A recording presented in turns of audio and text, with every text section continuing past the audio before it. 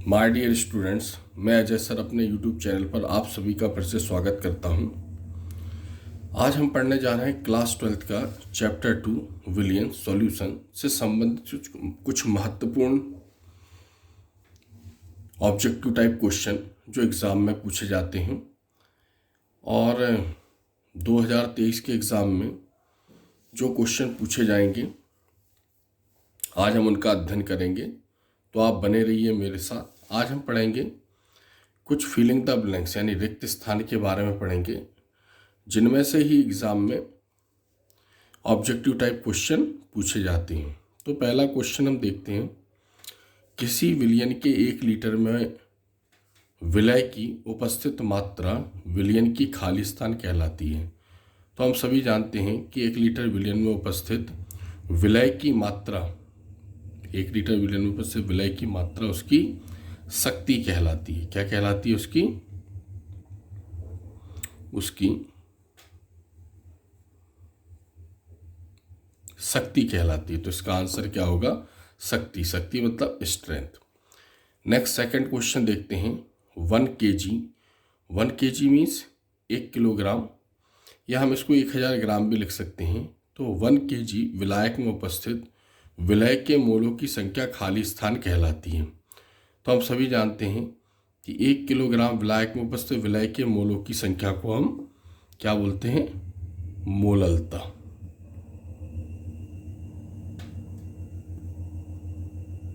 मोललता मतलब मोलिलिटी।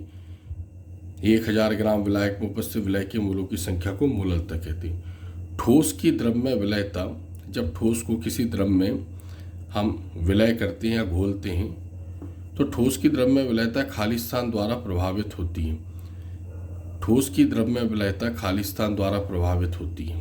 किसके द्वारा प्रभावित होती है? ताप के द्वारा प्रभावित होती है। हम जानते हैं ताप में परिवर्तन करने पर जो विलय हैं यानी ठोस पदार्थ है उनके अणुओं की गतिज ऊर्जा बढ़ जाती है। इसलिए किसी भी पदार्थ की द्रव्य विलयता ताप में परिवर्तन करने पर प्रभावित होती है। फिर स्थिर ताप पर किसी द्रव्य में किसी गैस की विलयता, स्थिर ताप को स्थिर कर दिया जाए और किसी द्रव्य में किसी गैस की विलयता यानी द्रव्य में गैस को घोलना है हमें, तो आरोपित दाब यानी स्थिर ताप पर किसी द्रव्य में किसी गैस की विलयता आरोपित दाब के समानुपाती होती है। समानुपाती होती है। समानुपाती मतलब गैस उतनी ही द्रव्य में घुलेगी जितना उसके ऊपर दाब डाला जाएगा, ऐसा हेनरी ने बताया। तो हेनरी के अनुसार किसी गैस की द्रव्य में विलयता गैस पर लगाए गए दाब के समानुपाती होती है। 5वां, आदर्श विलयन सभी सांद्रताओं पर खाली स्थान के नियम का पालन करता है। आदर्श विलयन मतलब ऐसे विलयन जिनकी एंथैल्पी और आयतन में कोई परिवर्तन नहीं होता, ऐसा राउल्ट ने बताया था। तो आदर्श विलयन सभी सांद्रताओं पर किसके नियम का पालन करता है? राउल्ट के नियम का पालन करता है। राउल्ट के नियम अनुसार वाष्प दाब में आपेक्षिक अवनमन, वाष्प दाब में आपेक्षिक अवनमन यानी विलायक के वाष्पन में जो कुल कमी होती है वो खाली स्थान के मोल प्रभाज के बराबर होती है। यानी खाली स्थान के मोल प्रभाज मतलब विलय के मोल प्रभाज के समानुपाती होती है। तो राउल्ट के नियम अनुसार वाष्प दाब में आपेक्षिक अवनमन खाली स्थान के मोल प्रभाज के बराबर होता। तो राउल्ट ने बताया था कि वाष्प दाब में आपेक्षिक अवनमन विलय के मोल प्रभाज के बराबर होता है। यानी विलायक में अगर अवाष्पशील विलय मिला दिया गया तो विलायक के वाष्पन में उतनी ही कमी होगी जितना कि उसमें विलय मिला हुआ है। तो उसमें उसके वाष्पन में कुल कमी उसमें उपस्थित विलय के मूल प्रभाज के बराबर होती है। फिर नेक्स्ट क्वेश्चन देखें हम 7वें नंबर का, 1000 मिलीलीटर। 1000 मिलीलीटर मतलब 1 लीटर। 1000 मिलीलीटर विलयन में उपस्थित विलय के मोलों की संख्या यानी 1000 ml विलयन, 1000 विलयन में उपस्थित विलय के मोलों की संख्या खाली स्थान कहलाती है। तो हम सभी जानते हैं कि अगर 1 लीटर विलयन में विलय के मोल घुले होते हैं तो उसको हम मोलरता कहते हैं। क्या कहलाएगी? मोलरता।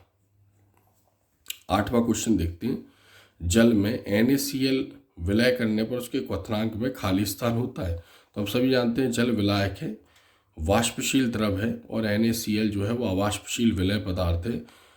तो वैसे किसी भी विलय को जब हम जल में घोलते हैं तो उसके क्वथनांक में हमेशा वृद्धि होती है।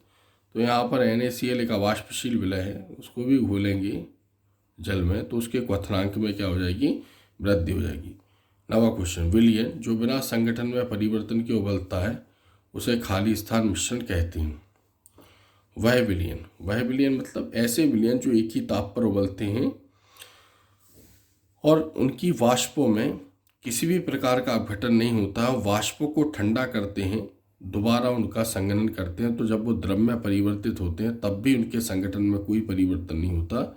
ऐसे मिश्रण या विलयन को हम स्थिर क्वाथी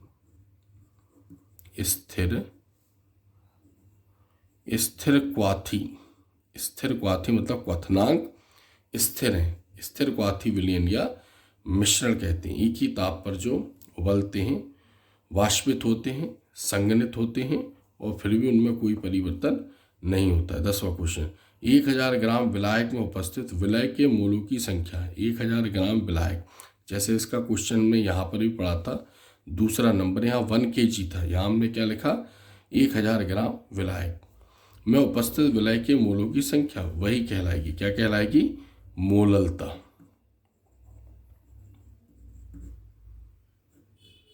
कहलाएगी। नंबर क्वेश्चन 11वां देखते हैं, विलयन जिनके दाब समान होते हैं, मतलब ऐसे विलयन जिनके दाब समान होते हैं क्या कहलाएंगे, समान मतलब सम और दाब मतलब परासरण, तो क्या बोलेंगे हम, समपरासरी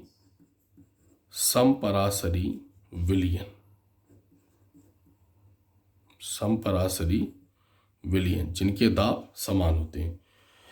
क्वेश्चन 12वां देखते हैं, वह तापक्रम जिस पर द्रव का वाष्प दाब यानी द्रव का वाष्प दाब वायुमंडलीय दाब के बराबर हो जाता है। यानी हम ऐसा कहते हैं कि कोई द्रव कब उबलता है, कोई द्रव कब वाष्पित होता है, जब उसका क्वथनांक वायुमंडलीय दाब के बराबर हो जाता है। तो क्वथनांक हम सभी जानते हैं, जब किसी द्रव को गर्म करते हैं तो एक निश्चित ताप पर उबलता है, उस ताप को उस द्रव का क्वथनांक कहते हैं, या हम कहते हैं उस ताप पर उस द्रव की वाष्पें वायुमंडलीय दाब के बराबर हो जाती हैं, क्योंकि वायु पृथ्वी पर उपस्थित सभी पदार्थों पर एक प्रेशर बनाए होती है। तो पानी कब उबलेगा, जब उसकी वाष्पें वायुमंडलीय दाब को पार कर जाएंगी। नेक्स्ट क्वेश्चन 13, विलायक में उपस्थित अवाष्पशील विलय घोलने पर क्वथनांक में क्या होगा, तो हमने पहले भी पढ़ा है यहाँ पर, ठीक है, NaCl वाला क्वेश्चन कि ये जल मतलब विलायक, NaCl मतलब विलय, तो जब विलायक में अवाष्पशील विलय घोलेंगे तो उसके क्वथनांक में वृद्धि होती है।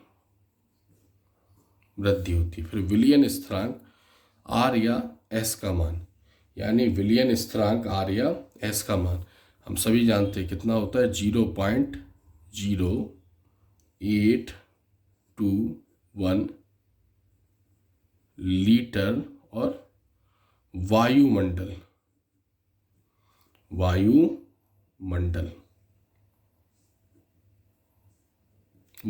ठीक है। नेक्स्ट स्पेस, विलयन में निश्चित ताप पर विलय की मात्रा नहीं घोली जा सकती। हम जानते हैं विलयन 5 प्रकार के होते हैं। विलय की मात्रा के आधार पर यानी सांद्रता के आधार पर विलयन 5 प्रकार के होते हैं, संतृप्त विलयन, असंतृप्त विलयन, अति संतृप्त विलयन, तनु विलयन और सांद्र विलयन। तो जब विलय की मात्रा निश्चित ताप पर विलयन में नहीं घोली जा सकती है, ऐसे विलयन को हम संतृप्त विलयन कहते हैं। संतृप्त विलयन। शुद्ध जल की मोलरता कितनी आएगी, 55.6, और मोलरता है तो इसकी यूनिट क्या यूज़ करेंगे, m। वाष्प दाब में आपेक्षिक अवनन का व्यंजक लिखिए। तो हम सभी जानते हैं वाष्प दाब में हमने राउल्ट का नियम पढ़ा है, तो राउल्ट के नियम से प्रूफ हुआ है P0A minus PA upon P0A, ठीक है। वाष्प दाब में आपेक्षिक अवनमन विलयन में उपस्थित विलय के मूल प्रभाज के बराबर होता है, तो इसके बाद बराबर x भी हम लिख सकते हैं। 18 क्वेश्चन, अर्धपारगम झिल्ली में से, अर्धपारगम झिल्ली ऐसी झिल्ली है जिनमें से केवल विलायक के अणु आर पार निकल सकते हैं, सेमी परमिएबल मेम्ब्रेन यानी अर्धपारगम झिल्ली कहलाती है। क्योंकि हम जानते हैं अर्धपारगम झिल्लियों में छोटे छोटे छिद्र होते हैं, उन छिद्रों का साइज उतना ही होता है जितना विलायक के अणुओं का होता है, 10⁻⁷ सेंटीमीटर से कम होता है। इसलिए विलायक के अणु उसमें से आसानी से निकल सकते हैं, विलय के अणु उसमें से नहीं निकल पाते।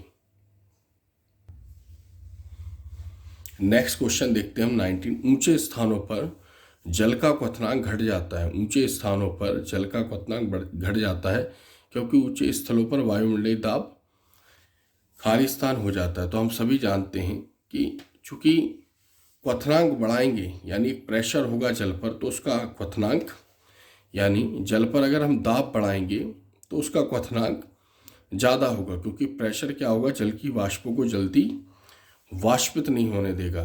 तो जैसे जैसे वायुमंडलीय दाब कम हो जाएगा वैसे वैसे क्वथनांक में क्या होगी, क्वथनांक में कमी होगी। तो ऊंचे स्थानों पर जल का क्वथनांक घट जाता है क्योंकि जैसे हम पृथ्वी से ऊपरी सतह पर जाते हैं दाब कम हो जाता है और दाब की कमी के कारण क्वथनांक में कमी होती है। फिर जल की मोललता उतनी होगी जितनी जल की मोलरता थी 55.6 m। सोडा वाटर खाली स्थान विलयन होता है। जितनी भी कोल्ड ड्रिंक्स वगैरह हैं, सॉफ्ट ड्रिंक्स वगैरह हैं, सब सोडा वाटर के एग्जाम्पल हैं। यानी जब हम द्रव में CO2 गैस को विलय करते हैं तो सोडा वाटर बनता है। तो यहाँ पर हम देखेंगे कि सोडा वाटर खाली स्थान विलयन का एग्जाम्पल है, यानी गैस को द्रव में घोला जाता है, यानी गैस का द्रव में विलयन है। नेक्स्ट देखते हैं हम अणु संख्या गुण एक भौतिक गुण है। अणु संख्या गुण विलयन के ऐसे गुण जो विलय की प्रकृति पर निर्भर ना होकर विलय के कणों या अणुओं की संख्या पर निर्भर होते हैं। तो अणु संख्या गुण एक भौतिक गुण है जो विलयन में उपस्थित किस पर निर्भर है, विलय के कणों की संख्या पर या विलय के अणुओं की संख्या पर। तो हम यहाँ क्या लिखेंगे, विलय के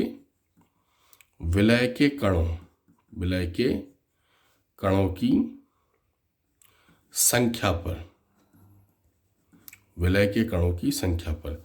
नेक्स्ट क्वेश्चन 23 देखेंगे। क्वथनांक में उन्नयन या क्वथनांक उन्नयन ΔTB व्यक्त करने वाला समीकरण है। हम सभी जानते हैं क्वथनांक में उन्नयन किसके ऊपर निर्भर करता है, उस विलायक में उपस्थित या उस विलयन में उपस्थित विलय की मात्रा पर। तो ΔTB इक्वल्स टू क्या होगा, ठीक है, KB इंटू M, ठीक है।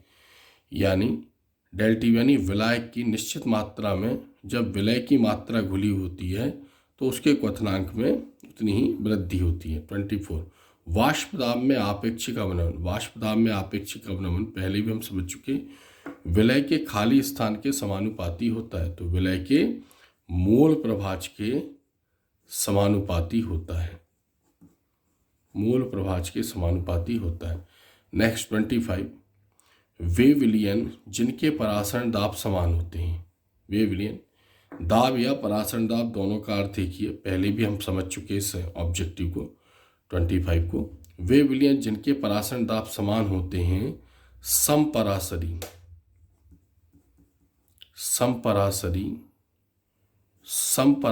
विलयन कहलाते हैं। तो ऐसे आज हमने क्लास 12 चैप्टर 2 विलयन यानी सॉल्यूशन के कुछ महत्वपूर्ण फिलिंग द ब्लैंक्स पढ़े हैं जो ऑब्जेक्टिव के रूप में एग्जाम में पूछे ही जाते हैं। इनके ये आंसर हैं, आप अपने हिसाब से एक बार सॉल्व करके और आंसरों को मेमोराइज कर सकते हैं।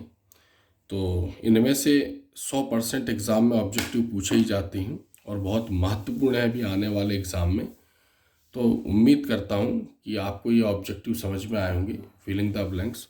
और भी इसी प्रकार अच्छे वीडियोस आपके लिए लेके आते रहेंगे। तो अगर आपको ये वीडियो अच्छा लगा तो प्लीज़ चैनल को लाइक करें, सब्सक्राइब करें और शेयर करें। और अगर कोई डाउट है तो कमेंट्स बॉक्स में जाके आप मुझे कमेंट्स कर सकते हैं। मेरे साथ बने रहने के लिए आप सभी का धन्यवाद।